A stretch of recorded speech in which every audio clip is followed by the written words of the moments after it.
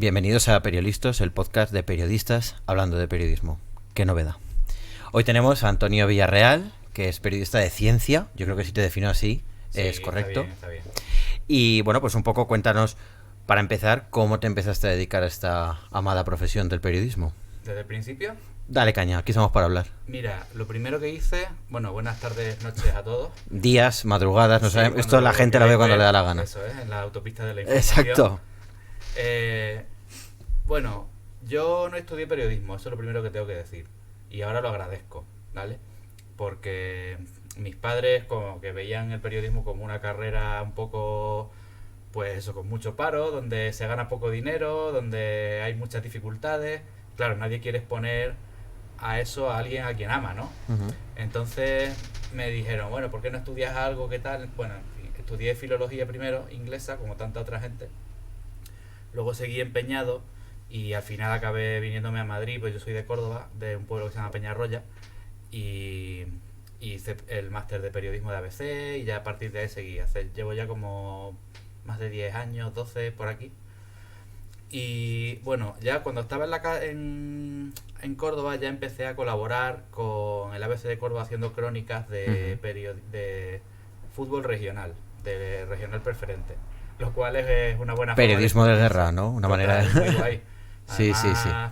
Llegabas allí el primer día, no tenías ni idea, te tienes que saber los nombres de los jugadores de equipos como el Egabrense o el Belmezano, ¿sabes? Que no hay ningún sitio donde mirar eso, ¿no? Tienes que empezar a desarrollar tus formas, hablar con el tío del bar del estadio, ¿sabes? Que siempre le solía dar una cuartilla con las alineaciones que le daba el árbitro, ¿sabes? Hablabas con otros corresponsales locales. Buscarte la vida, ¿no? Que es Claro, o sea, que viene el muy primer bien. capítulo del oficio. Eso es. Pero siempre se dice, esto se aprende escribiendo breves, pero escribiendo breves, no sé.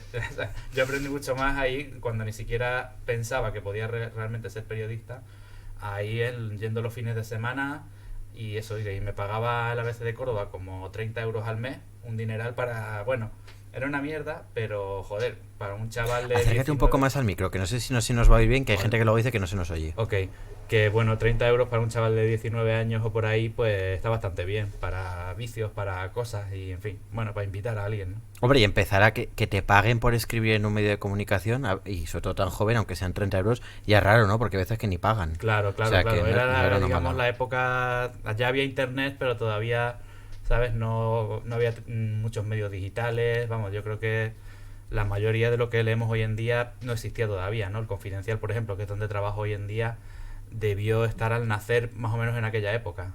Y una cosa que vamos a detenernos un poco en eso que has dicho de que no estudiaste periodismo, porque eso es un debate en la profesión infinito. Yo tampoco estudié periodismo, yo soy licenciado en historia. Ah, muy bien. Entonces, y luego hice el máster ABC como tú. Por tanto, en eso, mira, hemos coincidido sin saberlo. ¿Qué hacemos con la carrera de periodismo? Porque claro, nosotros no la hemos hecho. Entonces, si decimos que no vale para nada, quedas como un prepotente y un gilipollas. Pero es verdad que luego hay gente que ha hecho la carrera de periodismo y te dice que no vale para nada. Entonces tiene que desaparecer, hay que reformularla. Sería mejor que estudiaran los chavales otras carreras y luego se especializaran. No hay, esto se aprende haciendo rueda. Para mi gusto tiene la carrera de periodismo, o por lo menos tal y como yo me he encontrado en mi experiencia, hay una cosa buena y una cosa mala. La cosa buena es que te da un montón de contactos y de oportunidades de, digamos, de entrar en la rueda, de, pues para empezar a hacer prácticas, ya conoces a gente, le gusta porque hiciste prácticas un verano. Sabes que cuando llegas de Córdoba o desde cualquier otra provincia española, a Madrid o a Barcelona, y tratas de, ¿sabes? Los primeros años es muy difícil, ¿sabes? Hacerte un nombre, porque además hay mucha gente que pone los currículum. Yo he estado en El País, en Radio Nacional, en la COPE, en 50.000 medios, ¿no? Claro, todos como becarios o haciendo cosas súper esporádicas. Entonces es muy difícil competir con eso, porque eso al final es una especie de rueda de carne, ¿sabes? Donde en cuanto se te acaba tu contrato, por muy bien que lo hayas hecho y aunque hayas hecho reportajes fantásticos, dices fuera, porque es que al final el medio le vas a costar, ¿sabes? Es que sí que es verdad que en periodismo, no sé si coincidimos en eso, hay un problema grave de captación del talento. Yo en mi experiencia he visto a gente buenísima que ha pasado de manera desapercibida en redacciones y yo era en plan, pero ¿no os dais cuenta que este chaval o esta chavala es un crack, Ujú. y se iban, porque porque luego exactamente había otra remesa y no importaba, era la siguiente remesa. ¿Eso tú lo has visto en tus Hombre, el años? problema grande de... No, si imaginamos los medios de comunicación o el periodismo como una industria, el gran problema que tiene para mí es que el talento se va echando hostias, ¿sabes? Porque cualquiera, por bueno que sea, para llegar tiene que pasarse un montón de años, pues, yo qué sé, con empleos y con salarios ridículos, ¿no? Sí. Y yo qué sé, yo no sé cuántos años tienes tú, pero yo he visto cómo, por ejemplo, a mis 30, ¿no? Los primeros años de los 30, veía cómo yo, pues bueno, empezaba a conseguir curros más o menos con más estabilidad y tal, pero amigos míos que se dedicaban a otras cosas, pues ya los veías como que se habían casado, se habían comprado un supercoche, se empezaban a pillar casas. Dice, a ver, aquí es donde se divide, ¿no? Y donde la gente empieza a ser rica o pobre, ¿no? Ya. Y gente que empezó en el mismo punto, ¿no? Y claro, el periodismo te lleva, salvo que pegues algún tipo de pelotazo que no sé muy bien cómo, te lleva a eso, a llevar una vida, por lo menos, claro, cuando ya tengas una edad a lo mejor puedes llegar a vivir bien de esto, ¿no? Pero llega muy poquita gente. Entonces es normal que alguien talentoso que tiene 28, 29, 30, 32, en cualquier otra industria, en cualquier otro sector, le ofrezcan, ¿sabes? Mucho más dinero, mucha más estabilidad, llegar antes a su casa, etcétera, tener una familia y diga, hasta luego, ¿sabes? Y así hemos visto mogollón. Bueno, tú, yo y todos, ¿no? Sí, sí, sí. ¿Tú has tenido algún momento de flaqueo? De decir, lo dejo. No me compensa. Esto no voy a vivir nunca de esto. O no voy a vivir para poder, no sé, tener una vida. No digo yo, pero joder, para unas vacaciones, tener coche. Y igual tener un piso, un alquiler o una hipoteca de una casa decente. Oye, tienes muchas crisis de fe porque al principio no sabes ni a qué te quieres dedicar realmente, ¿no? Me llevó, pues yo al principio quería hacer cultura, por ejemplo, porque me gustaba escribir, me gustaba leer novelas, etcétera, y dije, pues mira, hablar con escritores y tal parece una buena forma de ganarse la vida. Luego, claro, ves lo que es trabajar en una sección de cultura, ¿no? De un medio diario y es mucho más, pues eso, tienes que ir como a los últimos estrenos, vendido al último libro del cantautor de tal no sé qué, ¿sabes? Son unas entrevistas muy planas, muy promocionales, es muy difícil hacer algo profundo. Entonces me desencanté un poco de eso, ¿no? Y ahí tuve un poco de decir, ¿qué hago? ¿Sigo con esto? ¿Qué hago? Y luego por suerte empecé a hacer cosas de ciencia muy pronto y descubrí un mundo que me gustaba porque eso, hablabas con científicos que muchos no habían hablado nunca con periodistas o, ¿sabes? Contabas cosas nuevas por primera vez o casi por primera vez, Yeah. ¿sabes? No estabas solo haciendo carril y haciendo agenda y rellenando páginas sin sentido, ¿no? Podías hacer temas propios, o sea, eso me gustó y ahí pues empecé a tirar un poco del hilo y yo creo que eso fue lo que me salvó, ¿no? Y luego ya pues empecé a hacer más reportajes, tal. Pero claro, durante al principio piensas, ¿merece la pena, ¿sabes? Voy a estar cuántos años haciendo esto por, ¿sabes? Por 900 o 1000 euros al mes, entrevistando al último cantante random o de Operación Triunfo, que me da igual lo que haga y a él le doy igual yo también, ¿sabes? Sí, sí. Es muy Es que vacío. el periodismo cultural, yo creo que todos hemos querido ser periodistas culturales al principio, o mucha gente. O la fantasía que teníamos de lo que era hacer eso, ¿no? Sí. Que es como un poco de New Yorker o de una cosa así, muy de cosas literarias y rimbombantes. Luego piensas, joder, ¿sabes? Luego te pones a escribir ese tipo de cosas y son ilegibles al principio porque vas como con una arrogancia y un tal, ¿sabes? No has leído lo suficiente, no has escrito lo suficiente y sueltas ahí unas chapas infumables que, bueno, que hoy las lees 10 años más tarde y dices... La entradilla eterna, ¿no? La entradilla que busca ser más importante que la entrevista, Claro, que nos ha claro, pasado a claro. todos y es Sí, normal. sí.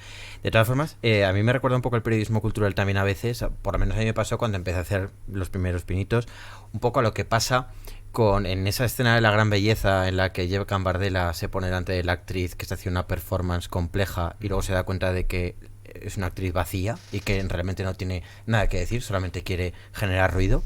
Ya. Yo creo que eso nos ha pasado a muchos. Bueno, eso es lo que le pasa a los columnistas habitualmente, ¿no?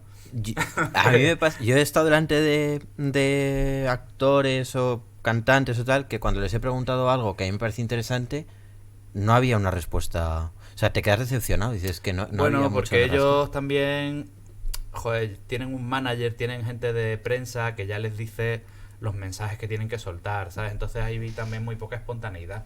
Porque si tú en el fondo vas a vender tu última novela y el periodista te empieza a preguntar sobre tus influencias en la literatura postmoderna, pues tú dices, ¿qué coño te voy a contar yo si leo a Tom DeLillo o a Thomas Pynchon, ¿sabes? Yo Ya. lo que te quiero vender es mi mandanga. Porque la ciencia, yo creo que eso comentabas que pasaste a ciencia, yo creo que eso en la ciencia todavía no pasa, ¿no? A no ser que el científico de turno venga amparado por una investigación de un laboratorio privado, alguna empresa privada que evidentemente quieren vender su libro, pero cuando hablas con un científico, yo creo que de momento es de las cosas más marginales y más puras que quedan en el periodismo español, Sí, creo por yo, eso para me- entrevistar. Por eso me gusta, sí. Puede ser. Ahora, bueno, me decías que pasas de cultura y empiezas a hacer temas de ciencia. Ujú. ¿Y cómo son esos primeros contenidos de periodismo de ciencia? ¿Cómo te vas acercando?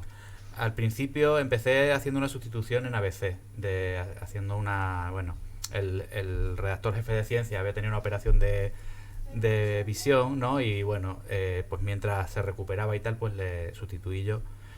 Y me daban como una especie de, para los papers, Ujú. ¿sabes? De Science, por ejemplo, antes había una cosa llamada Science for Kids, que era como una especie de versión infantil del paper, Lo de los dummies. para que lo pudieran Periodismo entender. para dummies. Claro, entonces ellos me lo daban, los otros redactores me decían, mira, puedes leerte esto para entender un poco de qué va y tal. Y digo, bueno, vale, ¿sabes?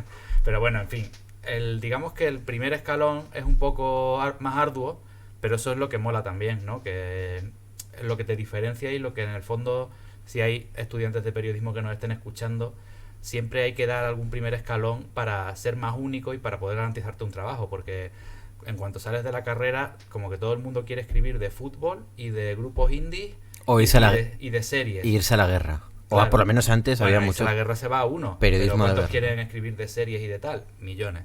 Y, o sea, no tiene sentido porque es que cualquiera puede hacerlo, ¿no? Entonces, tienes que especializarte en algún campo donde no haya mucha rivalidad, ¿no? Para que al final puedas tirar por ahí. Y la iniciativa, ¿no? Yo creo que la iniciativa es importante. Yo creo, ahora con el tema de los teletipos y el periodismo digital, si no tienes iniciativa para hacer temas propios, puedes acabar en un agujero de gusano donde tu labor sea la de un oficinista que sube teletipos 8 horas al día y se va a su casa. Yo no sé si eso lo has podido ver también en las redacciones o has visto ese fantasma acecharte en algún momento de convertirte en un sube teletipos. Bueno, eso depende de cuándo tu rango, ¿no? Digamos que al principio siempre entras, ¿no? En una función ahí como muy marginal para cubrir ese tipo de huecos, ¿no? En periodismo digital es hacer teletipos y antes era pues ir a ruedas de prensa inanes, ¿no? A las que nadie quería ir y que simplemente pues rellenas como media columnita Sí. y pim pam. O sea, siempre ha habido eso. Pero hay que salirse pronto. Ya. Lo que pasa es que al principio no sabes muy bien en qué quieres convertirte, ¿no? O sea, cuando llegas al periodismo estás un poco perdido. Tú quieres ser una estrella o quieres ser tal, pero realmente no sabes de qué quieres jugar, ¿no? Entonces te lleva unos pocos años y hay gente pues que todavía no se decide, ¿no? Y que los ves ahí que un día opinan, ahora con el coronavirus pasa un huevo, ¿no? Ahora vamos a hablar de eso. Sí. Claro, que hay gente que hace un año estaba opinando de una cosa, ahora se ha hecho experto en coronavirus, pero piensa, o sea, no sé, hay que decidirse. Te he traído en este contexto como presa de caza mayor prácticamente porque tú eres un periodista de ciencia cuando la ciencia de repente se ha puesto de moda. Uh-huh. Supongo que cuando pase el tema del coronavirus volveremos, yo también hago periodismo de ese sector, volveremos al cajón de los olvidados, ¿no? Desde luego, claro. ¿Cómo has vivido estos meses de explosión donde todo el mundo de repente había redactores o periodistas que nunca habían hecho temas de ciencia y que se han tenido que poner, pero no por prepotencia, sino porque se lo han pedido a sus jefes? ¿Cómo has vivido esa explosión del periodismo de ciencia? Eso ha sido una locura. No, ha sido una cosa que no creo que vivamos nada comparable, o sea, ni en ciencia ni en ninguna otra cosa, porque la pandemia ha sido algo, pues eso, de una vez en un siglo, ¿no? Que quiero decir que incluso si lo comparas con la crisis económica de hace 10 años, ¿sabes? Es ridícula, ¿sabes? Comparado con el efecto que ha tenido todo esto culturalmente sobre el empleo, bueno, todas las miles de vidas que se ha llevado por delante, ha sido la hostia. Y claro, ¿qué pasó? En febrero o marzo, Uh-huh. nadie sabía, bueno, prácticamente el 99% de los periodistas no sabían distinguir un virus de una bacteria, ¿sabes? Porque estaban súper centrados en sus campos, ¿no? Que es lo que hemos dicho antes de la especialización, que tiene también ese problema. Estaban cada uno pues con su periodismo de tribunales, periodismo político y tal. De repente llega esto y va creciendo en intensidad, ¿no? Al principio todo el mundo era como, bueno, yo esto es una cosa de China, yo sigo con lo mío, hasta que ya llegó y nos pegó a todos una hostia en la cara. Algunos más tarde, otros más temprano. Uh-huh. Y claro, al principio fue una locura porque tenía a toda la gente de mi redacción preguntándome, ¿sabes? Diciendo, ¿esto qué es? ¿Esto es importante? ¿Ha salido esto? ¿Qué te parece? Y eran unas jornadas agotadoras, de como de 9 de la mañana a 12 de la noche. Siempre tenías a alguien que a lo mejor iba a entrar a una tertulia y te llamaba para decirte, Antonio, ¿qué opino de esto? Que me van a preguntar, tal y cual. Eso, la gente de mesa preguntándote si un paper era importante o no. Y luego aparte tus propios temas y, ¿sabes? Tus entrevistas, tus cosas, tus fuentes. Los 2 o 3 primeros meses fueron, pero de locos, de locos. Yo no sé si la profesión volverá a vivir una explosión así en el próximo siglo. Ni siquiera, no sé, tendría que llegar una guerra mundial, tendría que llegar algo tan radical como esto para que nos volvamos a ver en una situación así. Pero iba un poco también al tema de la calidad de la información. Hablábamos antes de que la especialización en los medios es muy importante y tú ha coincidido que ahora estás especializado en ciencia y ha coincidido que la pandemia del periodismo de ciencia ha sido vital. El trasvase brutal de redactores a hacer ciencia y temas de coronavirus, no solamente desde el punto de vista de la ciencia, sino también desde el punto de vista de la política, por ejemplo, ¿crees que ha demostrado que hace falta más especialización en los medios? ¿Crees que ha habido falta de calidad en la información? ¿Cómo has visto estos meses? No, o sea, es que es difícil porque, claro, es como decir, vas a poner a un súper experto en la Audiencia Nacional a aprender cosas de coronavirus cuando esto realmente, probablemente entre el año que viene y el otro ya, ¿sabes? Ya sea más manejable. Es como el hospital de pandemias, ¿no? Ahora Sí. parece buena idea, pero en 2022, ¿qué pollas vas a hacer con un hospital de pandemias vacío? ¿Esperar a la Exposiciones. próxima dentro de 100 años o dentro de 50? Pues eso, yo creo que la gente se ha adaptado como ha podido. Hay gente, está guay porque yo lo comparo mucho como si estás jugando al parchís, ¿no? Y de repente viene alguien y te cambia el tablero y te pone a jugar a la oca y nunca has jugado a eso. Entonces hay gente que se adapta rápido, sea de lo que sea, de cualquier sector. Por lo menos en mi periódico y a mi alrededor yo lo he visto. Periodistas especialmente jóvenes que no tenían tampoco ni idea, pero rápidamente se pusieron las pilas, empezaron a llamar a gente, empezaron a preguntar a la gente adecuada y, ¿sabes? Y pillaron una beta guay. Y veías a otros tipos de periodistas que lo pasaban peor, ¿no? Que decían, joder, yo estaba aquí con mis fuentes en mi tal, sacando mis temas, ¿no? Con mi agenda, y de repente cambia todo, ya mis temas no se leen, ni siquiera se publican, porque ahora solo lo que interesa es COVID, COVID, COVID, COVID, Ya. COVID. Y claro, y muchos no se han, ¿no? Y ahí has visto la desnudez de, ¿no? Como el rey va desnudo, ¿no? Sí. Es decir, pum, ya nos han quitado el traje a todos y ahí se ve realmente tú las herramientas que tienes como periodista en un entorno absolutamente inhóspito. Te quería preguntar también, porque en estos meses de epidemia también ha dado tiempo para ver algunos hechos, y es, por ejemplo, la irrupción del periodismo en la ciencia. Uh-huh. Es decir, cuando los periodistas hemos ido a demandar respuestas rápidas en un contexto de producción del periodismo que es muy rápido, a gente que son científicos, que no es que sean lentos, es que la ciencia es lenta. Ya. ¿Tú cómo has notado a los científicos con los que hablabas habitualmente antes de todo este follón? ¿Cómo los has notado ahora? ¿Qué les ha parecido este boom del periodismo? Y la manera que hemos tenido, mejor o peor, de contar las cosas. Hombre, muchos estaban un poco estresados porque sobre todo lo que pasó o lo que está pasando es que el primer mes, digamos que todos nos estábamos preguntando qué era este virus, ¿no? Porque era absolutamente desconocido, no se sabía a quién afectaba más, a quién mataba, cómo se extendía. Todavía hay muchas preguntas que se están resolviendo. Pero claro, digamos que los periodistas al final suelen ir hacia su zona de confort. Entonces lo que pasó es que muchos periodistas empezaron a llamar a científicos preguntándoles, ¿es culpa del gobierno?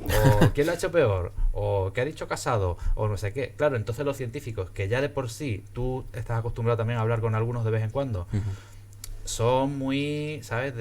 O sea, nos ven a los periodistas como alguien que coge su maravillosa ingeniería mental e intelectual y le ponen un titular en plan, hay vida en Venus, ¿no? Y buen ejemplo. claro, y eso ya les jode muchísimo. Pero tú dices, joder, pero es que ¿qué quieres que haga? Yo sé que no es así, pero pues claro, cuando ya además de eso los llevas a querer meterlos en una refriega política, ¿no? Como el jefe de microbiología de tal hospital critica a no sé quién, eso ya le jode muchísimo. Aquí a cualquiera le jodería, porque claro, tú has estado labrando una carrera, ¿no? Como por ejemplo Tony Trilla. ¿Sabes quién es, no? Sí, el epidemiólogo del Clinic, ¿no? Eso es, de la Universidad de Barcelona. También decano, ¿no? De la facultad, Claro. creo. Al tío o a Fernando Simón. Ellos ya llevaban muchos años así con su tal. Y lo que les pasó a muchos epidemiólogos es que, claro, han visto tantas alertas de epidemia, ¿no? Aparecer y desaparecer. Pum, pum, antivirus en no sé qué, coronavirus de tal, el ébola. La fiebre del Nilo. Claro, el MERS, el SARS, tal. Claro que ellos lo que dicen es, joder, he visto 200 en mi vida y ninguna acaba de cuajar, ¿no? Porque al final es muy difícil que un virus enganche bien y pase lo que ha pasado con el SARS-CoV-2 ¿no? Que ha agarrado bien, ¿eh? Claro.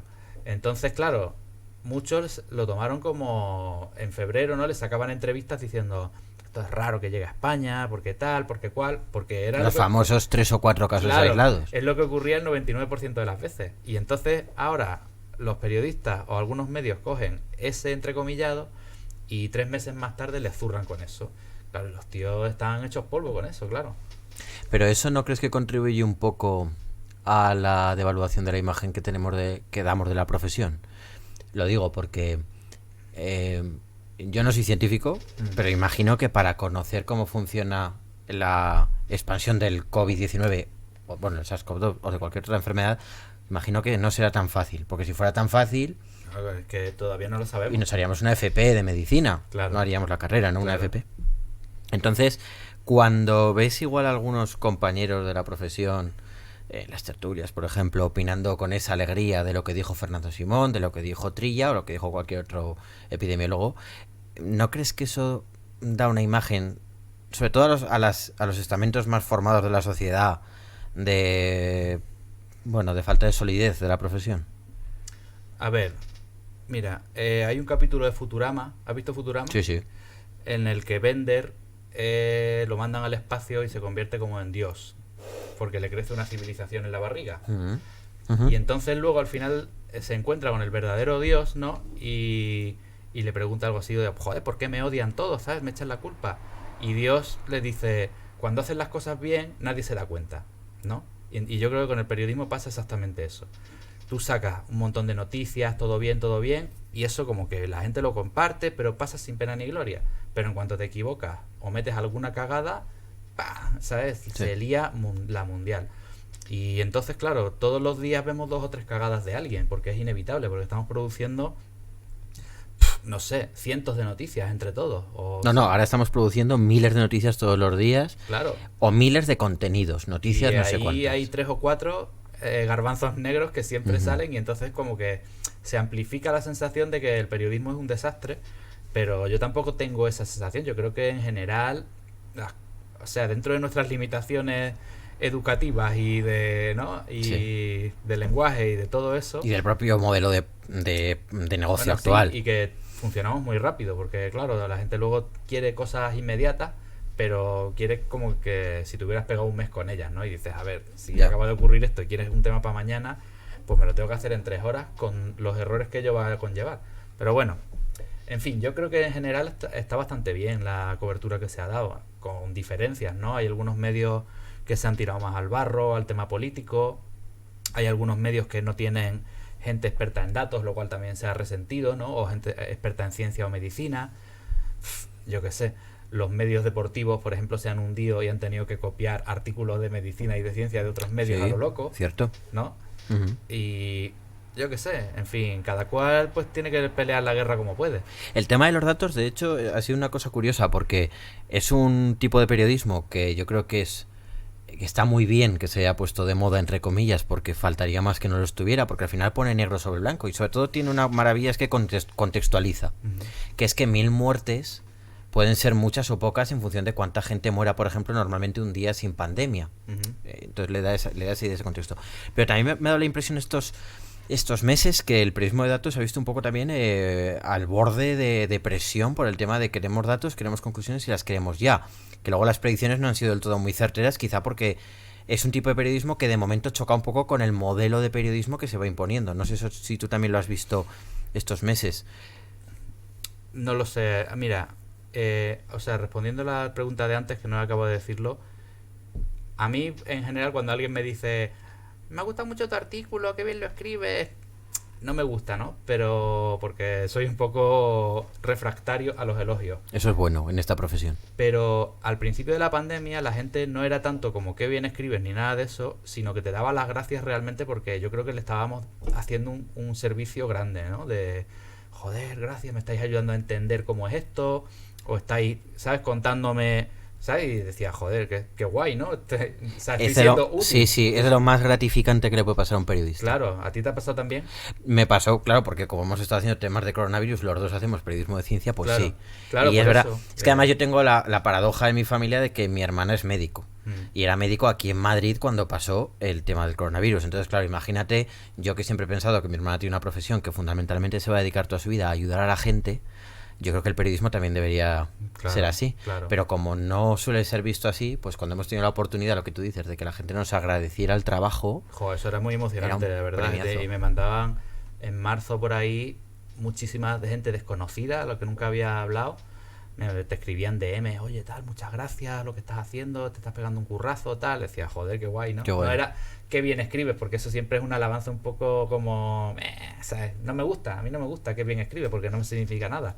Pero me has ayudado a entender esto, o, ¿sabes? Ujú. Estoy hecho un lío con esto, no sé cuándo contagiarme, no sé lo que hacer con esto, con las mascarillas, tal. He visto la luz gracias a tus temas, pues eso está guay, está muy guay. bueno, hemos ayudado. Yo creo que sí que fundamentalmente Claro, por eso me vale más. hemos ayudado. Sabes que probablemente todos nos hemos equivocado en algún momento, ¿sabes? Bueno, probablemente no. Yo por lo menos me equivoco un montón Todas de nos hemos veces. equivocado, sí. Porque además la información venía toda hostia, de 1000 fuentes diferentes, ¿sabes? Y un día, lo que valía un día, 3 días más tarde ya se había quedado obsoleto. Ha sido una locura total. Entonces, claro, hemos hecho lo que hemos podido, pero aún así yo creo que hemos hecho un trabajo útil para mucha gente. Sí, yo creo que en eso ha habido un nexo de unión entre los médicos, los médicos, los periodistas y cualquier persona que estuviera un poco haciendo una labor pública en esta epidemia, que ha sido lo de, te has equivocado. Esto que dijiste hace una semana no era así.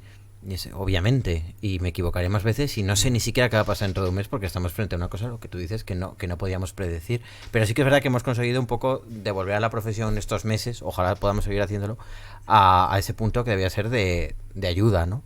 Pero de todas formas no sé si confías en que esa estela se mantenga o si crees que lo que hemos aprendido a nivel periodístico de estos meses tan complicados se va a ir diluyendo. No sé, la cosa guay que tenía... Bueno, la cosa guay, entiéndeme, entre comillas, ¿no? Ujú. En estos meses la gente estaba metida en su casa y todo el mundo estaba mirando noticias desde primera hora de la mañana hasta que se acostaba de algo que desconocía. Lo cual, siempre que escribías algo o algún tema interesante sobre el virus, se leía un montón. Por lo menos en nuestro medio se leía... Se han batido récords absolutos. Sí, una sí, locura. Lo cual te estaba bien, ¿no? Porque lo que te piden tus jefes habitualmente es que se lean tus temas. Estás ayudando a la gente, estás haciendo un servicio público, como que llegó una especie de momento ahí, triángulo mágico, Sí, de sí. decir, guay, estoy haciendo un tema que sirve a la gente, se está leyendo, todo el mundo contento, ¿no? Ujú. Claro, ya ese efecto se va diluyendo, ¿no? Ya no es lo mismo, porque ya la gente está cansada, además de leer de coronavirus, están agotados de que les digas cómo tienen que comportarse con el gel, con la mascarilla, con no sé qué, ya es como, mira, déjame en paz, ya está, ya me he contagiado o no me he contagiado, ya está, ya sé lo que tenía que saber, no quiero leer más del tema. Con lo cual, bueno, ya parece que volvemos un poco a la normalidad y eso, y ya tienes que buscar otras alternativas. Que fue un momento mágico de servicio público, clics y todo Sí. eso, ¿no? Entonces, ¿volveremos a esa cosa? Pues espero que no, porque eso significará que nos habrán confinado otra vez y que Ya. pasará algo horrible. ¿Y Fernando Simón? ¿Qué hacemos con Fernando Simón los periodistas? Porque empezó siendo como una imagen necesaria, Ujú. pero luego es verdad que toma una dimensión pública que le acompaña en decisiones de su vida privada que han trascendido y que han sido cuestionadas. No sé el periodismo de ciencia o el periodismo en general cómo debe enfrentarse a Fernando Simón. Me refiero como fuente que defiende una información que es la del Estado y la del gobierno, no tanto como persona privada, que ese es otro asunto completamente distinto. A ver, yo personalmente le he criticado un montón de veces en los artículos, no a él como, ¿sabes? Como sí que se ha hecho en otros tipos de medios de Fernando Simón, eres lo peor, o eres un asesino, o eres un no sé cuánto. No, o sea, simplemente tienes que analizar cuando ha dicho algo en ese momento que cuadra, que no. Por ejemplo, cuando defendió o matizó que Pablo Iglesias podía saltarse la cuarentena, pues eso evidentemente era dar un mal ejemplo, ¿no? No era una cosa que tú digas, yo qué sé, o sea, estamos todos respetando esto, por lo menos, ¿no? No te metas en ese jardín o... Bueno, en fin. Pero es que tiene muchas dimensiones. A mí me parece muy interesante porque está primero el factor expertos contra la gente común, ¿no? Y cómo cuando alguien se equivoca, como que la gente se rebota un montón y empieza a dudar de los expertos, que eso es algo relacionado con el populismo y con que venimos arrastrando ya desde Trump, del Brexit, de todas estas cosas, ¿no? Y Fernando Simón es un poco como el experto antipático que cuando se ha equivocado decimos, este es el experto, sí, pues ya todo lo que diga voy a ponerlo en duda, ¿no? O no me lo creo, si lo ha hecho Simón ni de coña. Cuando el hombre, pues hombre, yo qué sé, por lo menos hay que respetar que lleva toda la vida dedicado a la epidemiología. Luego está el factor, cómo el gobierno también utiliza a Simón como para rayos, ¿no? Sí. Para que hable él mientras eso se lleva todas las hostias de la gente cuando dice algo que no encaja. Pero claro, hay que pensar, ¿Fernando Simón toma las decisiones? ¿Fernando Simón podía decidir en marzo desactivar todas las aglomeraciones? No. ¿Fernando Simón puede decidir si comprar esto o si lo otro, si apostar por esta vacuna o por la otra? No puede hacer nada de eso, ¿sabes? Simplemente dirige un centro que informa a Sanidad y Sanidad luego toma las medidas. Pero, o sea, claro que en otros países los epidemiólogos que dan la cara, ¿no? Los epidemiólogos estrellas sí que realmente, por ejemplo, Suecia, el Anders Tegnell es su plan, ¿no? Y si el plan falla, puedes coger y fusilarle a él porque dice, o sea, te has equivocado, has muerto más gente, es culpa tuya porque tú eres la cara visible, tú eres el que lo decidió y lo pusiste. El plan de España no lo ha decidido Fernando Simón. Fernando Simón es simplemente como una especie de teleñeco, teleñeco, un epidemiólogo y tal y cual, pero... Es un escudo, sí, un escudo con conocimiento. Sabe del tema, lo que pasa es que se expone un montón porque también le han hecho exponerse un montón, porque también pueden haberle dicho, ponte en un segundo plano que ya te estás achicharrando, tío. Y ponemos a Illa o ponemos a otro, pero nadie se quiere arriesgar, ¿no? De todas formas, hay una cosa increíble en él que yo creo que tiene mucho que ver también con el dote para la comunicación que a veces tiene la gente de forma, pues, no sé, natural, que es que a mí me pasó, hablábamos antes de las primeras entrevistas, yo me acuerdo cuando hacían las primeras entrevistas que yo me hacía mis 7 preguntas y yo estaba esperando que el otro terminara de responder sin que hubiera acabado para ya leerle la siguiente, porque estás nervioso y estás acojonado. O cuando te toca hacer una pregunta en público y la gente se pone nerviosa. Y este tío que no tiene formación en comunicación, incluso creo que hizo un curso, contaba en la entrevista del País, que hizo en el Dominical, que hizo un curso de comunicación y no le gustó nada, porque consideraba que lo que les estaban explicando no era la labor de un buen epidemiólogo, sino de un vendemotos. La tranquilidad y la cadencia que tiene para hablar, eso yo creo que no se estudia, es natural, ¿no? Y hay periodistas y hay personas que lo tienen y gente que no. Esto yo creo que nos ha creado un desafío a los periodistas, que sea un tío tan templado. Ya, eso yo creo que le ha venido bien en el 99% de las pandemias que se desactivaron antes y que dijo, esto, el ébola, esto, bueno, ha venido este sacerdote, tal, pero esto es muy raro que salga. Y efectivamente, ¿no? Bueno, tuvo el caso este del auxiliar de enfermería que se contagió. Sí, Teresa Romero, ¿no? Pero digamos que era el tono que había que tener, porque la gente estaba en aquel momento, si te acuerdas, estaba como loco de, habéis traído a un cura de África, madre mía, esto se va a hacer el acabose, vamos a morir todos, ¿sabes? Y en ese momento Fernando Simón dijo, vamos a ver, relajaros porque este tío está aquí en un esto de alta seguridad, que es improbabilísimo que... Y efectivamente, ¿no? Entonces, claro, esa templanza pues le va bien siempre, pero yo creo que en este caso le ha jugado una mala pasada porque realmente tenía que haber dado una vuelta de tuerca más al discurso y haber dicho, cuidado, ¿sabes? Tanto en febrero, marzo, como también en verano, cuando estaba todo el mundo jiji jaja, cuando estaba Pedro Sánchez diciendo, venga, todos de vacaciones, que no pasa nada, esto es un país seguro. Él podría haber dicho, ojo, que esta pandemia le queda mucho, ¿sabes? Que vamos por el minuto 20 del partido que, ¿sabes? No hemos hecho nada todavía y ya hay muchos muertos, cuidadito. ¿Tú como periodista te has cruzado con algún Fernando Simón más en tu vida? Es decir, con una persona que maneje conceptos complicados, con una habilidad de comunicación que sea brutal y que digas, es que lo explica tan bien que le entrevistaría 20 veces más porque me queda todo claro. Y encima sea difícil cogerle en un requiebro, que yo creo que también es importante eso. No lo sé, me suelen gustar más personajes que son más difíciles de sacarles algo valioso, ¿sabes? ¿Quién sería, por ejemplo, en tu caso? No lo sé, hay un montón, pero hay también depende del momento. Hay veces que eres demasiado joven, a lo mejor como periodista, y piensas, joder, si este tío lo hubiera cogido ahora, seguramente le hubiese hecho una super entrevista, ¿no? Y en aquel momento era súper inexperto y pregunté dos chorradas, ¿no? Me acuerdo a lo mejor la primera vez que me encontré a Arzuaga, Ah, sí. pues era un becario de la agencia F yo. Y claro, le pregunté tres paridas de un libro que acababa de sacar, pero dije, joder, este tío con lo que ha sacado, ¿sabes? Podía haberle hecho una cosa, claro, si hubiese tenido la experiencia que tengo hoy, evidentemente.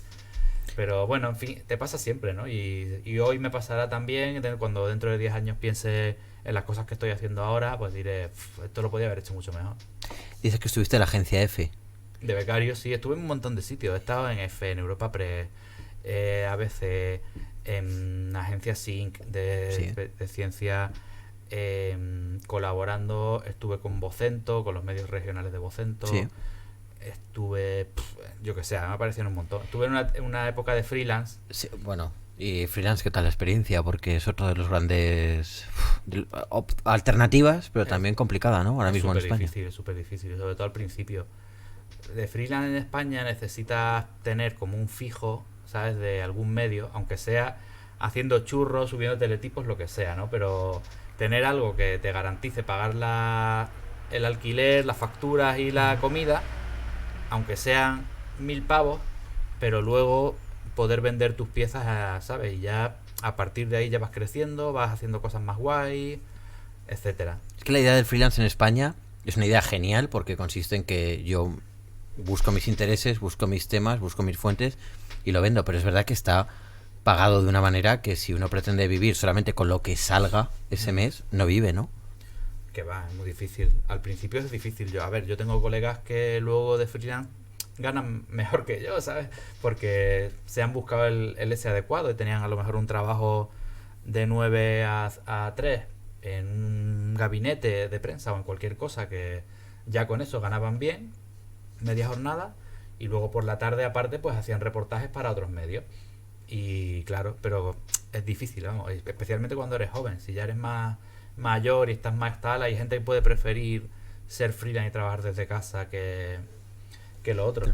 Pero yo, por ejemplo, a mí me gusta trabajar en redacción, sobre todo por el poder de decir, quiero publicar esto mañana, ¿sabes? Y estoy ahí dentro y les convenzo, porque cuando estás fuera, como el jefe de turno no lo vea, oye, tal, tengo este reportaje, no, es que esto tal, pues claro, como te lo tienen que pagar, pero bueno, en redacción, como ya te pagan el sueldo igualmente, pues dices, bueno, pues públicalo, anda, si te quedas tranquilo.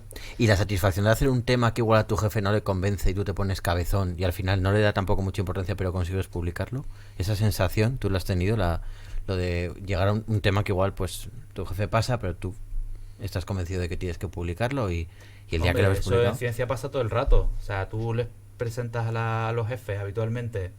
Claro, los jefes de periódicos suelen estar con la cabeza con 1000 cosas, ¿no? Y nunca se plantean como que la ciencia sea la más importante, evidentemente, ¿no? Yo también los entiendo, porque están pensando en política, en economía, en qué pasa con el rey, qué pasa con Podemos, qué pasa con todo eso.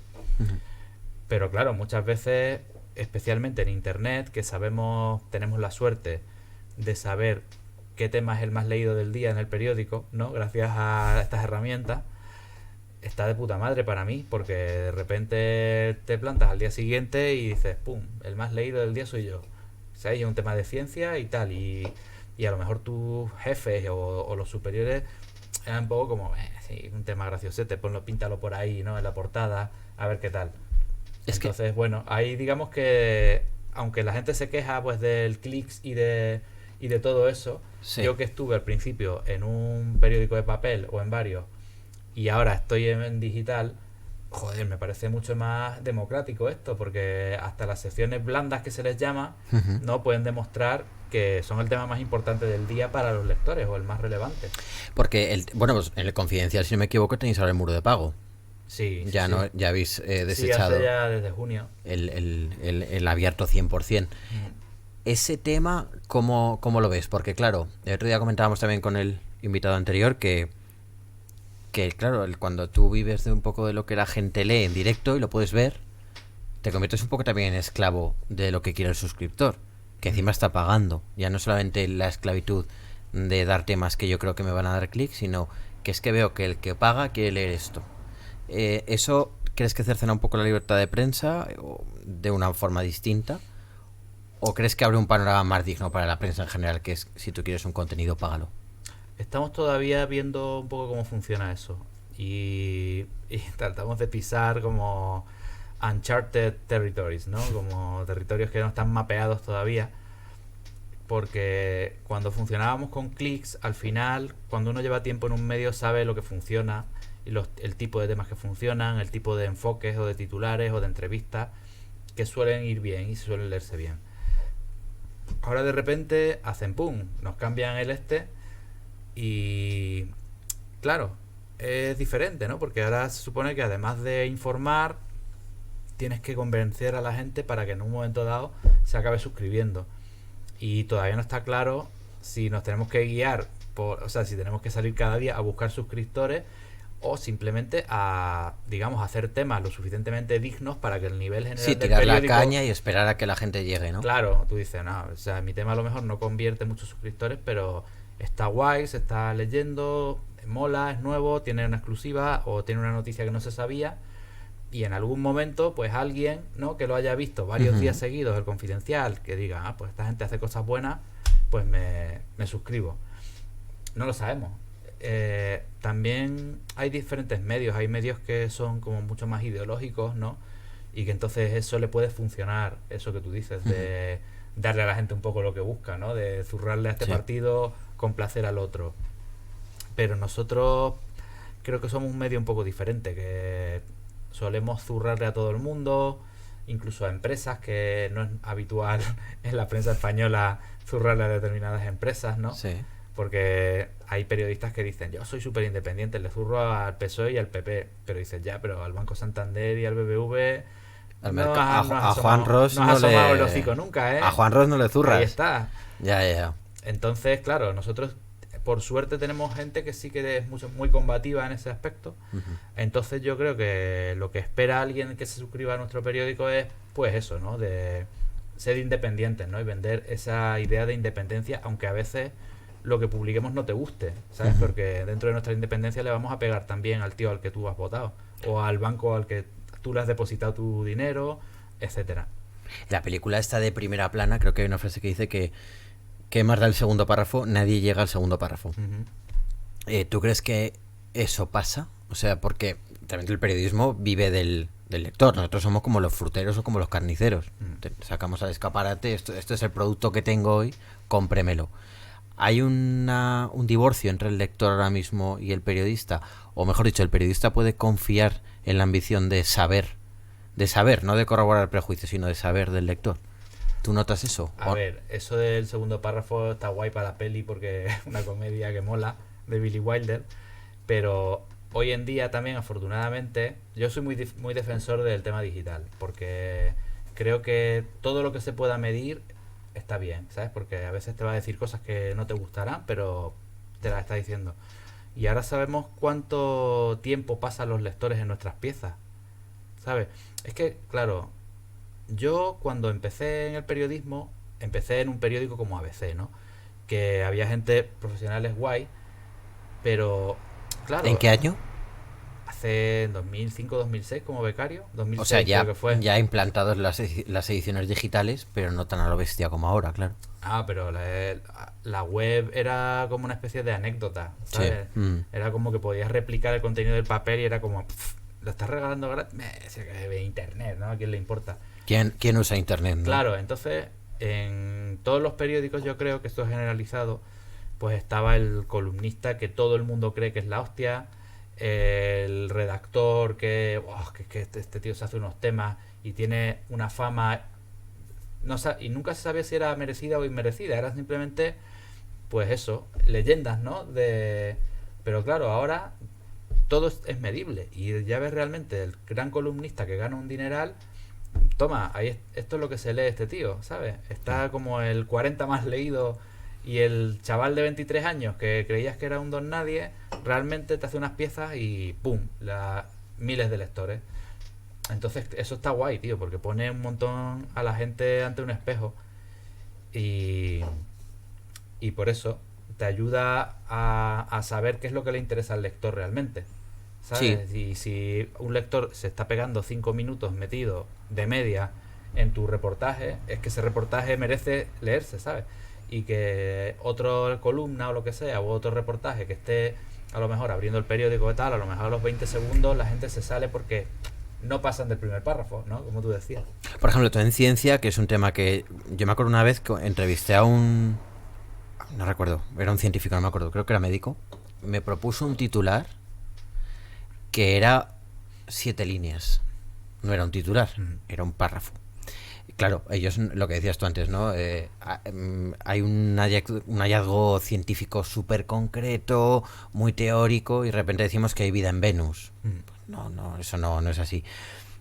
¿Cómo conseguimos un poco domesticar la objetividad y la calidad del saber con también el hecho digno y necesario de saber vender de una manera atractiva una noticia? Porque claro, la gente tampoco se puede aburrir en el titular. Si aburre en el titular ya ni lee. Eso tú cómo lo conjugas en periodismo de ciencia, que no solamente es que es un tema delicado, sino que igual te lee un científico que sabe más que tú y que, hombre, aún no por orgullo tampoco va a hacer el ridículo con lo que ha escrito. ¿Eso cómo lo domesticas tú? Bueno, eso lo vas puliendo un poco con la edad, yo creo. Al principio, o sea, la tensión entre el periodista y el científico, salvo una vez que, yo que sé, que le hayas llamado varias veces y que haya una cierta confianza, ¿no? Y que el tío se ponga en tus manos, es decir, bueno, este tío, hay de todo, ¿no? Hay gente que dice, guau, has escrito un artículo que por fin le puedo contar a mi hija a qué me dedico, ¿no? Porque nunca era capaz de tal y tú le has puesto guay. Y está el otro extremo, que es el científico paranoide, que por una cosa que pusiste en la línea 16 del artículo, te llama a las 7:30 de la mañana, ¿sabes? Que tú te despiertas, ves el móvil, dices, joder, ¿qué coño quiere este tío? ¿Sabes? Y te empieza a escribir WhatsApp, te has puesto tal, esta anomalía, no sé cuánto, esto está mal. Y tú dices, uff. Duérmase. Eso es. Duérmase. En fin, pero pues eso es como todo, ¿no? También depende de las experiencias que hayan tenido. Hay muchos científicos que están escarmentados. Esto ha pasado un montón en la pandemia, que llamaba a veces a gente en hospitales y estaban como diciendo, pero no irás a escribir un artículo sensacionalista, ¿no? Y yo le decía, hombre, no, o sea, no es la idea, ¿sabes? Pero claro, han tenido tan malas experiencias de eso, gente, periodistas súper chabacanos llamándoles y ¿qué opina usted, Pedro Sánchez? ¿Hay que llevarlo a la cárcel o...? ¿Sabes? Es una especialista en microbiología del Hospital Gregorio Marañón o lo que sea, tío, yo qué sé, no abrace hacia la gente. Porque tú como periodista, cuando tratas con gente de ese nivel, nivel intelectual me refiero, de conocimiento, ¿te sientes respetado? ¿Crees que a los periodistas se nos respeta? Cuando no hablo con una fuente que tú ya conoces y que él ya tiene quizá un buen criterio sobre ti y por tanto, bueno, pues hay una confianza. Sino cuando llegas por primera vez a entrevistar a alguien, ¿sientes que el periodismo, tú como periodista, te sientes respetado? ¿Hay un precedente de respeto o no? ¿O de temor?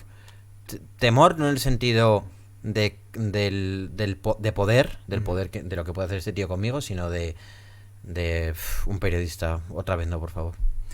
Hombre, tú tienes que hacer los deberes siempre, ¿sabes? Que es como si vas a entrevistar a un escritor y no te has leído su libro, ¿sabes? Y le haces una pregunta súper vaga de, ¿es tu novela? No sé qué. Pues el tío va a decir, a este tío le voy a contar cualquier milonga y va a ir para adelante, ¿sabes?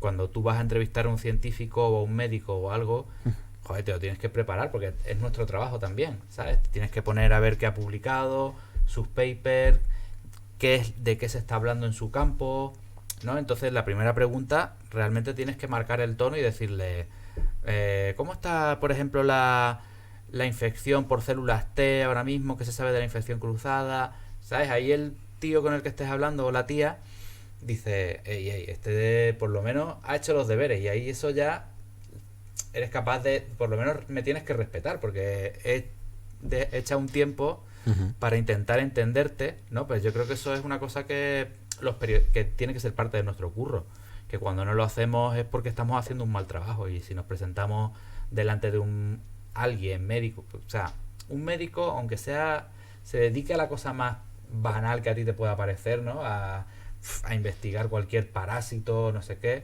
es alguien que está pasando 24 horas de su vida pensando en esa mierda, ¿sabes? Y pimbi, ¿cómo puedo mejorar esto y qué puedo publicar? Es un paranoide, igual que tú o yo. Sí. Pensamos todo el rato en qué puedo publicar, qué reportaje tengo, que no sé quién, a quién puedo entrevistar, ¿no? Por lo menos yo estoy todo el rato así. Cuando venía en el metro para la entrevista, sí. Esto tal, ha pasado esto, veo esta noticia, o sea, es que no hay otra manera. Entonces, claro, tienes que respetar al entrevistado de esa manera, para que él te respete a ti. Es mi credo. Y currártelo todo lo posible para que el tío vea que realmente te interesa y que quieres saber por su, ¿no? A lo que se dedica y a lo que él está gastando toda su vida. Bueno, es que yo creo que a veces los periodistas no nos damos cuenta de que un clic fácil para resultar interesante a la gente o a un entrevistado es simplemente pensar en lo que le interesa a los demás. Igual que tú, para hacer un tema más generalista, puedes pensar simplemente lo que le interesaría a tu padre o a tu madre, pues quizá si te pones delante de un investigador, simplemente igual habría que preguntarle qué le interesaría el que le preguntaran, ¿no? Y con eso las cosas fluyen mucho más. Por cierto, que me has dicho, ¿tú tienes familia? Es decir, eres una persona con sí, una vida ordenada. Sí. ¿Y cómo se compagina los horarios de la profesión con una vida familiar ordenada? No es fácil, no se puede, yo creo. No conozco a nadie que haya podido hacerlo, digamos, de forma ordenada y guay, ¿sabes?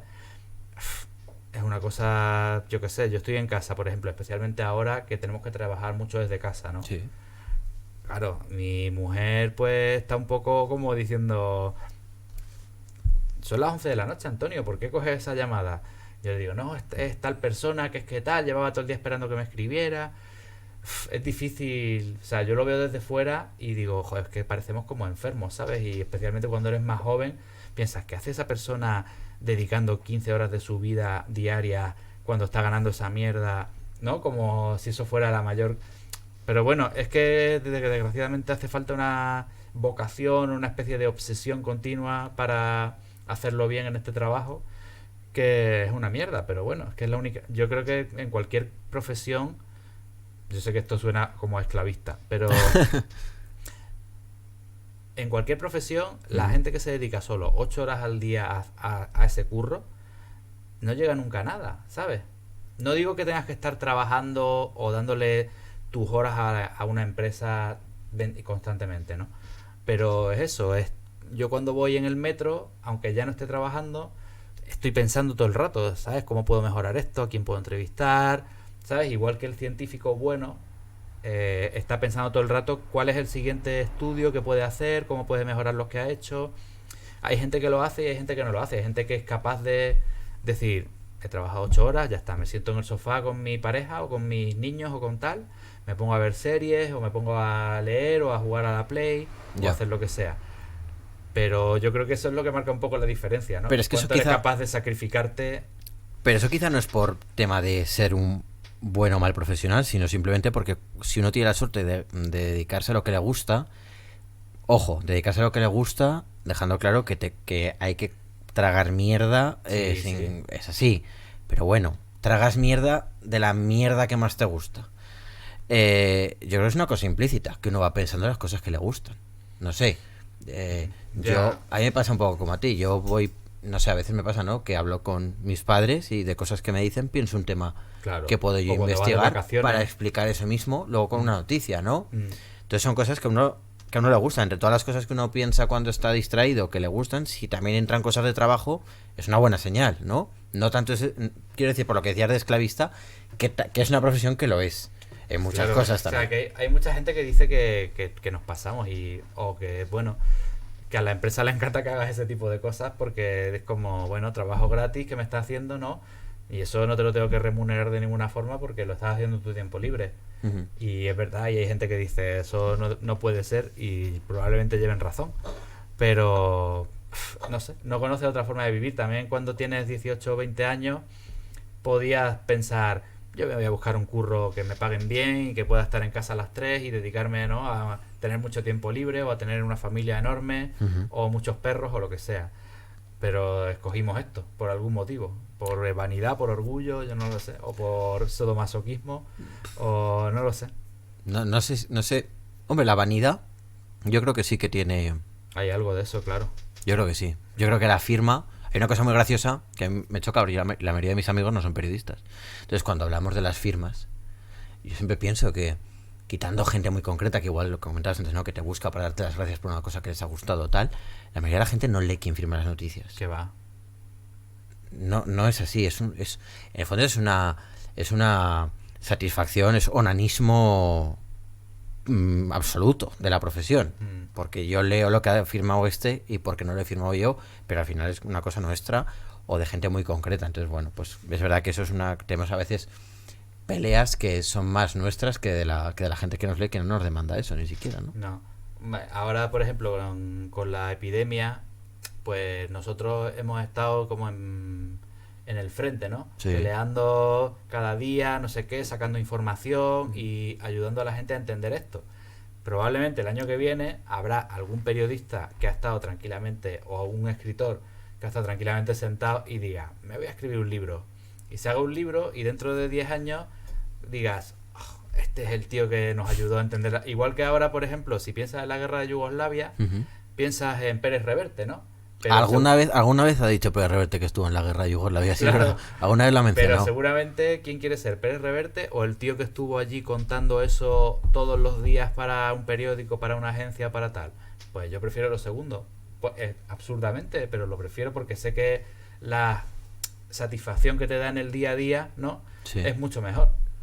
Y si no hicieras ciencia, si mañana te dicen el periodismo científico se ha acabado, ¿qué te gustaría hacer? ¿Volver a la regional de fútbol o No, volver a cultura? yo antes de ciencia, o sea, ahora estoy haciendo COVID porque, yo qué sé, porque no hay otra cosa, ¿no? Pero yo estaba en reportaje, yo hacía un montón de cosas. O sea, el verano pasado a estas alturas estuve entrevistando al Rubio de Cruz y Raya, haciéndole un report. El bueno de Cruz y Raya, ¿no? El rubio. Juan Muñoz. Buenísimo. Buenísimo. Fuimos allí a verle a Gandía, que estaba ahora... Bueno, o sea, que yo tengo muchos otros intereses, ¿sabes? Y de hecho me siento muy incómodo cuando me encapsulan o me dicen tú solo haces ciencia, ¿no? Porque, no sé, hago un montón de cosas. Y hace poco, en julio, estuve en una finca experimental donde es la única en España donde empezaron a plantar el aguacate, el mango, la guanábana, el cacao, que es el único sitio de Europa donde han plantado cacao. Me flipa, ¿sabes? O sea, tengo un montón de obsesiones que me gusta ir haciendo y ahora, pues, por suerte me pusieron en la sección de reportajes del Confi. Qué guay. Y ahí prácticamente puedo disparar para donde quiera. Lo que pasa es que, claro, que ahora por necesidades informativas y, bueno, y yo qué sé, porque también es lo que te llama, ¿no? Porque es como la mayor historia en muchísimos años, pues estoy haciendo full time, estoy haciendo COVID. Hace poco también escribí una historia de un tío que había estado en una isla de náufrago ¿sabes? O sea, hay un montón de historias ahí, pero cuando se acabe el COVID, pues volveré a hacerlas. ¿Cómo crees que acabará el COVID en la prensa? ¿Cómo se morirá el COVID? Eso es como decía T.S. Eliot de cómo acabará el mundo. No será con una explosión, sino con un susurro. Será así, poco a poco, pum, llegará la vacuna, qué bien.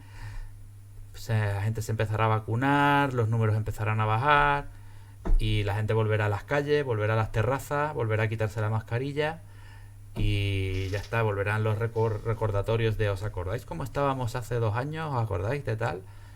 Y ya está, y a todo el mundo se le habrá olvidado todas las premoniciones apocalípticas que estamos haciendo ahora o que hacían los sociólogos de no nos volveremos a abrazar. Eso es un poco excesivo, ¿no? Es gente vendiendo su burra en aquello de el mundo, ¿cómo era? El mundo va a cambiar, decían, ¿no? No volveremos a ser como éramos. Exacto, el mundo no volverá. y llega el verano y hemos vuelto a abrazarnos y han vuelto a subir los casos. Con lo cual, es sociólogos, go home. Es verdad, es como lo de Sarkozy, ¿no? Cuando dijo aquello de que había que reformular el capitalismo y lo reformularon, lo hicieron todavía más bestia y ya está. O sea, que es verdad que esto es un poco parecido, ¿no? Volveremos un poco a lo que éramos. O sea, es que el ser humano al final lleva 500.000 años evolucionando hacia un sitio, ¿no? Siendo de una manera, siendo social. No sé, que por una cosa que dura año y medio o 2 años creamos que vamos a cambiar todo. No sé, incluso el teletrabajo. El teletrabajo va a ser el futuro. Ya están los empresarios diciendo, en cuanto podáis volver a la oficina porque en vuestra casa me estáis tocando la pirindola, ¿eh?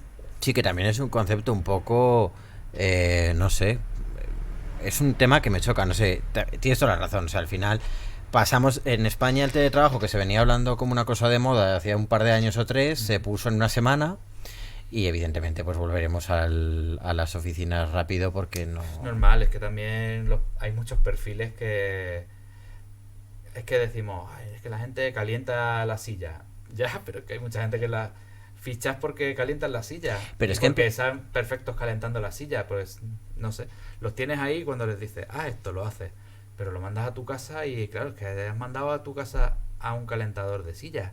No. Pero es que en periodismo, además, el tema de la presencialidad en las redacciones, que eso es una cosa de los últimos años, ¿no? Va un poco en contra de la... Vale que con una fuente puedes dar por teléfono y que incluso si hay un suceso, yendo muy a lo bestia, puedes llamar al bar del pueblo que sea, que te cuente el señor del bar qué ha pasado. Por supuesto que se puede saltar un poco la presencialidad, pero tampoco tiene mucho sentido en nuestra profesión la obsesión por calentar la silla.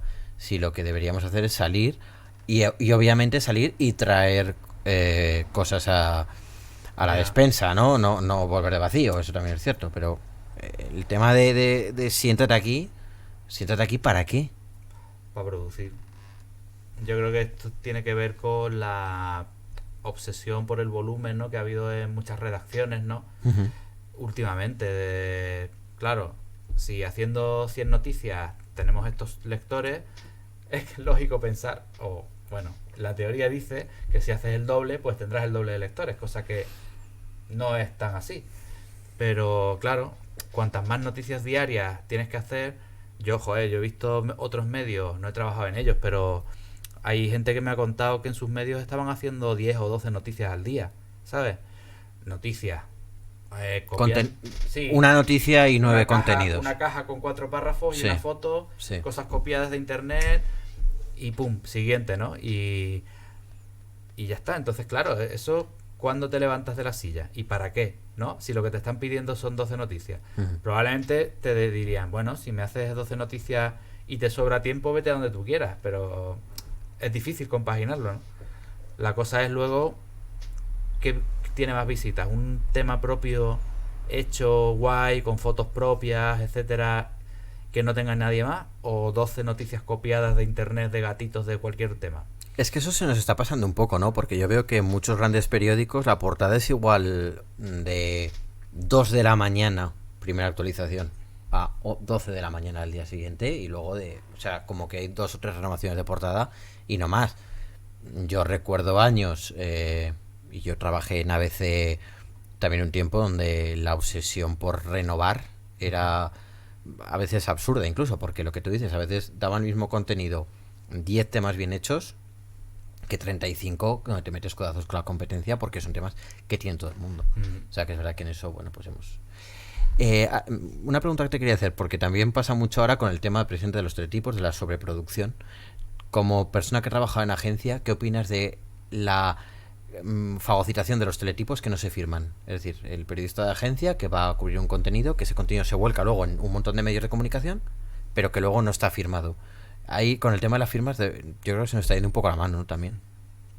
¿Pero qué te refieres? ¿A que alguien se firme un teletipo con su nombre? Que se firme un teletipo, Hombre, o que no se cite de quién es el teletipo. A ver, voy a ser un poco abogado del diablo, ¿vale? Me parece bien. Cuando tú vas y fichas o le pagas a F, ¿no? Yo creo que es implícito que, bueno, que el mismo teletipo en El País van a firmarlo El País, y en El Mundo, y en El Confidencial y en ABC. Uh-huh. O sea, como que va implícito en el precio. Y luego, al final son cosas de carril, ¿sabes? Son una rueda de prensa, son tal. En F es verdad que a veces hacíamos reportajes propios y que eso sí lo firmábamos y sacan buenos reportajes propios, la verdad, para los fines de semana y tal. Pero bueno, eso sí, pues joder, si tiene un trabajo y viene firmado, pues respétalo, ¿no? Pero en general firmar un teletipo, ¿no? Pues yo qué sé, si es que al final nos piden mucho relleno, Ya. ¿sabes? Y un tío también que se hace 2 o 3 teletipos diarios, pues tampoco va a echar en falta, te va a decir, hey, eso es mío, es mi forma de ver la rueda de prensa del subsecretario de Cultura de Extremadura. Sí, sí, sí. Pues bueno, yo qué sé, tío, mala suerte. Pues para terminar te quería hacer 2 preguntas que hago a toda la gente que pasa por aquí. Una es que me cuentes cuál ha sido la experiencia que más te ha impactado desde que eres periodista.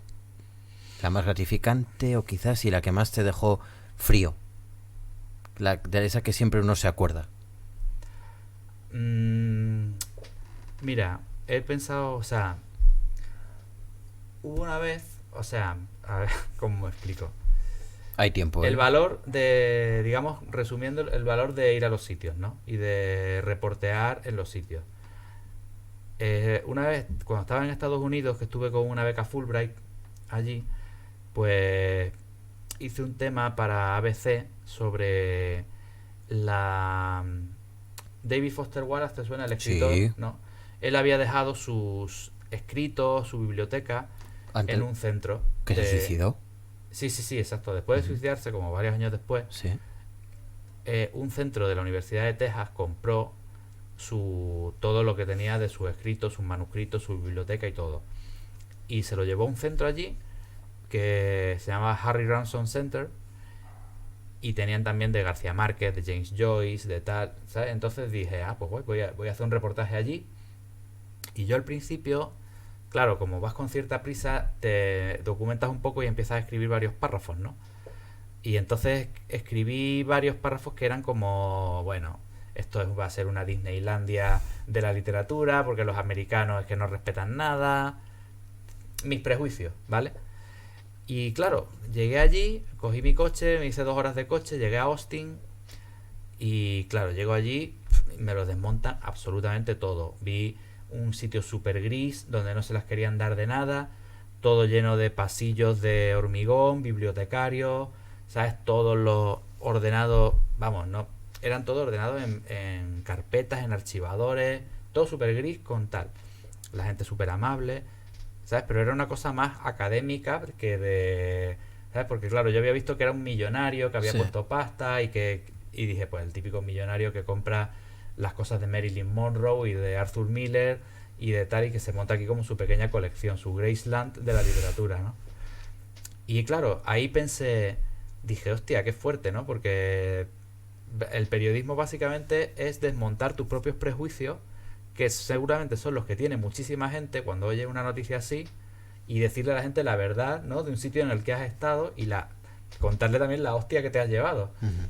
Que también es por lo que jamás me he metido ni me meteré a columnista profesional, porque creo que precisamente es lo que pasa, que cuando tú estás en tu casa tienes unos prejuicios, cuando nunca vas al sitio para ser desmontado, ¿no? Pues quiero decir, puedes hablar de Bildu y dependiendo de si eres de izquierda o de derechas, ponerlos como que son una gente súper necesaria para la gobernabilidad o unos demonios colaboracionistas de ETA.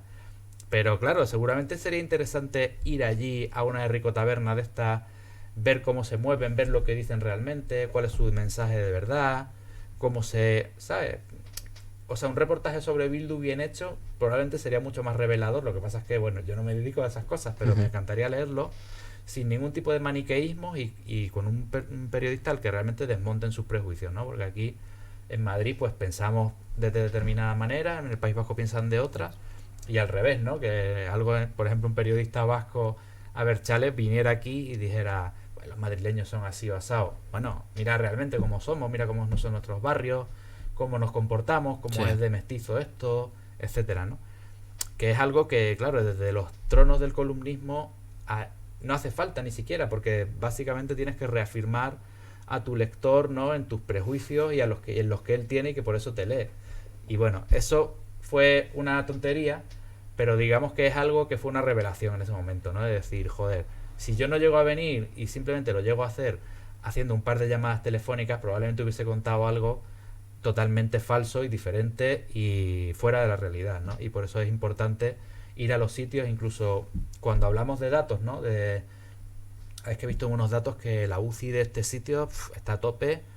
No, tío, ve al sitio, llama a los médicos que están allí, pregúntales cómo está realmente eso, ¿sabes? Porque a lo mejor te dicen que la UCI está al 30% y ellos están que se tiran por la ventana, ¿sabes? Y el enfoque es totalmente distinto, ¿no? Y uno es seguir tus prejuicios o tal, y el otro es hacer periodismo o reporterismo en este caso. Sí, bueno, no sé cuándo se publicará esta conversación, pero esto lo estamos grabando a finales de septiembre.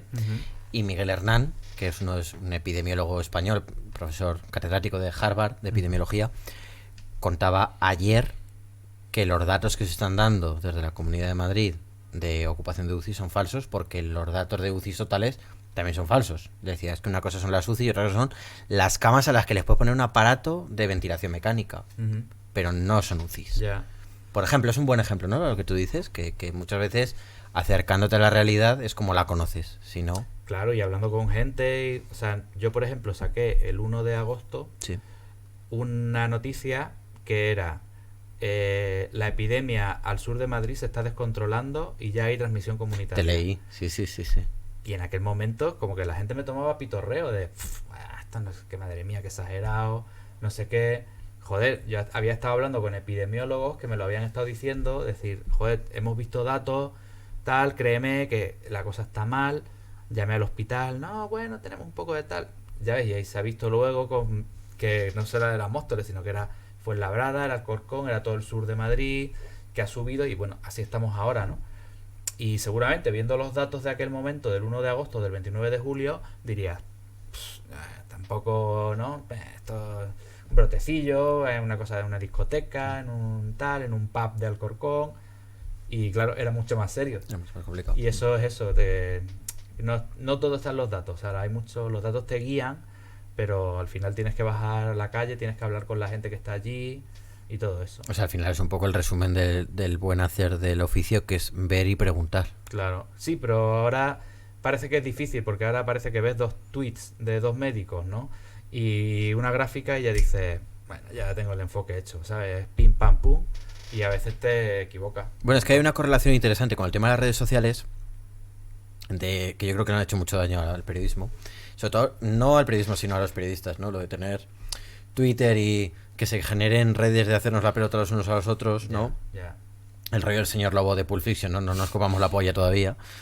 Ahí hay, bueno, un poco, pero sí que es cierto que bueno, que en estos meses de epidemia se ha visto que no, bueno, pues eso, que había una especie como de excesivo pasotismo y quizá, pues, no sé, la gente debería tener un poco más de conciencia sobre las cosas de las que nos vanagloriamos, y que realmente esta profesión pues hay veces que debería volver simplemente a preguntar, ver y dudar, y ya está. Y eso creo que es una posición bastante sincera, ¿no? Estoy bastante honesta. Yo creo que en general sí que se hace, lo que pasa es que es verdad que luego en Twitter como que tú ves las listas de cuáles son los periodistas más famosos según los tuiteros, y son todo gente que no saca noticias, que seguramente no traerás a este podcast nunca, pero son todo como cabezas, bustos parlantes, gente que sale en la tele, opinadores y gente que está en Twitter mogollón simplemente opinando de todo lo que pasa. Sí, me refería un poco a eso. Y luego también... Pero eso no es la realidad tampoco. Y luego la otra correlación interesante con Twitter, que es al revés. No sé si a ti te pasa lo mismo, pero yo he notado gente que eran, bueno, pues eso, periodistas del sector y demás, que se han visto un poco llevados por tuiteros que igual eran médicos, en este caso no, pues médicos, epidemiólogos, enfermeros, tal, que han visto que poniendo ciertos mensajes en Twitter se convertían en protagonistas, y a quien no le gustó un buen protagonismo. Y entonces se han convertido, lo que decías tú, ¿no? Mensajes alarmistas en Twitter. Yo creo que también, y esto lo siento, pero yo lo he visto y creo que es así, hay gente que ha visto que poniendo ciertos mensajes unido a su posición privilegiada en esta pandemia, que era privilegiada entre comillas, que es la de ser médico, enfermero y tal, tenían un altavoz para salir en la prensa, para que les preguntaran, y eso pues también les ha gustado, ¿no? Sobre todo gente que venía de una marginación larga, porque el tema de que faltan médicos, o el tema de que no la sanidad española es la más eficiente, pero no la mejor, es decir, la más barata, llevaban tiempo sabiéndose, pero nadie les hacía caso. En fin. Y para concluir, una pregunta que también hago a todos los invitados, y es, ¿cuál ha sido tu mayor cagada como periodista? Ese momento en que uno publica un tema y un poco pues lo que antes comentabas, ¿no? La fuente X le llama diciéndole, tío, que esto no lo has entendido bien, que esto no era así, corregir eso ya que lo estás diciendo al revés y tal. ¿Cuál ha sido esa que dices, esta no me vuelve a pasar? Ninguna, siempre me vuelven a pasar. No sé, nunca ha sido como una cagada suprema de joder, he abierto el periódico con algo que era mentira, porque suelo ser cauteloso, ¿no? O sea, no hay otros ramos del periodismo que igual publicas un rumor, ¿no? De van a vender esta empresa o me ha dicho esto este tal. En ciencia somos, o sea, siempre que sacamos una noticia está basada en algún paper, ¿sabes? Por endeble que sea el paper, pero bueno, ¿sabes? Es algo. Uy, perdón. No pasa nada. Y entonces, claro, eso te permite, pues las exclusivas que pegas no son tan gordas, pero las cagadas tampoco. Ahora sí, cagadas de baja intensidad, mogollón. Prácticamente todas las semanas hay algún... Una tonta que nos puedas contar. Esta del tipo, oye Antonio, me ha encantado tu entrevista conmigo, pero me llamo Ricardo, no Raimundo. Y tú, hostia, perdona Raimundo, digo Ricardo. Vaya, sí. Cosas de estas, mogollón, porque bueno, yo qué sé, te pasan, ¿no? Bueno, pero somos subnormales. Claro, humanos. exactamente. Y eso, pues, o también publicas algo y te llaman, joder, esta cita, cabrón, ¿por qué me pones esto? Que se va a saber que te la he dicho yo. Yo le digo, hombre, si esto he puesto que son fuentes cercanas a no sé quién, sí, pero es que soy la única fuente cercana a esa persona. O sea, cosas así, pero dices, joder, pero es que la cita estaba de puta madre, tío, no la podía dejar. Bueno, ese tipo de negociaciones, trato de ser respetuoso siempre con las fuentes, claro, porque no yo qué sé, ellos tienen su derecho a no aparecer, de decir lo que quieran, pero joder, si me dices algo guay, pues trato de meterlo por ahí como pueda. Bueno, yo creo que incluso, no sé cómo lo verás, ¿no? Pero el hecho de por respetar a una fuente, callar una información, porque sabes que esa fuente te ha pedido, por favor, esto no lo digas, más adelante, no sé si eso, que es un momento complicado del periodista, ¿no? Tengo esto... No, pero... yo siempre respeto al máximo. Me cuentan cosas súper brutas, pero digo, joder, es que no sé, es que no es porque es esta mierda de la fuente es lo primero, esta cosa ahí de la escuela de periodismo, ¿no? Sí, que sí.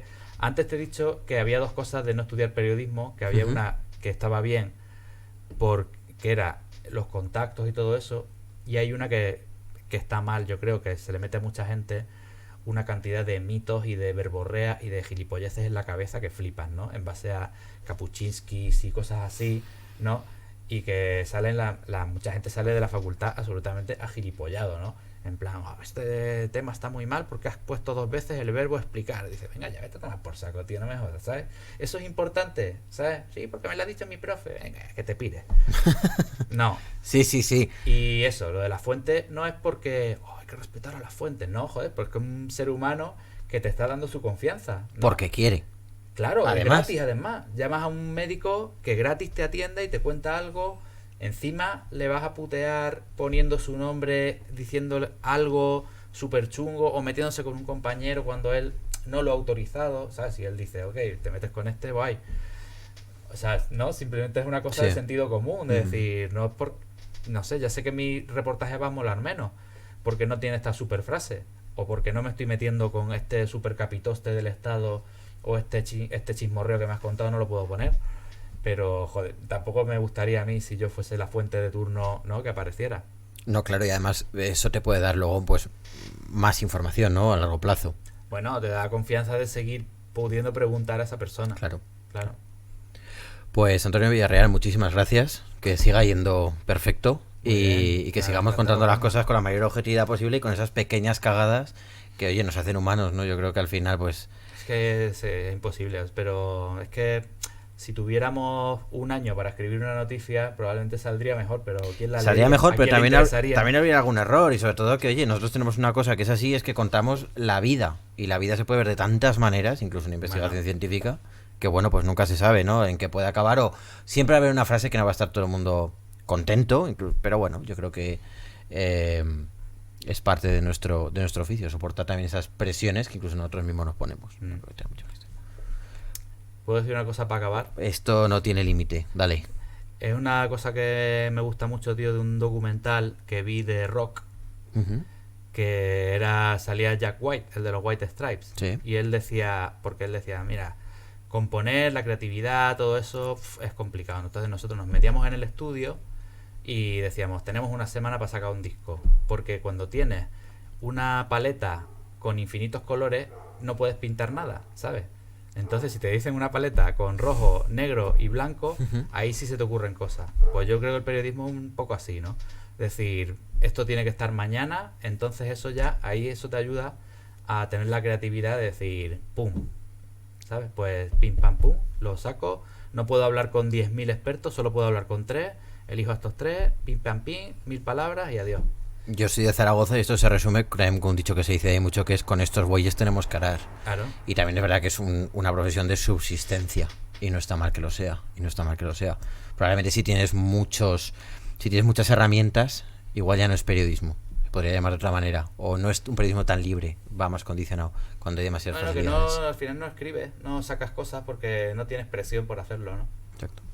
Pues Antonio Villarreal, lo dicho, muchísimas gracias y que se vaya yendo todo muchas genial. Gracias por ti por invitarme. Nada, pues.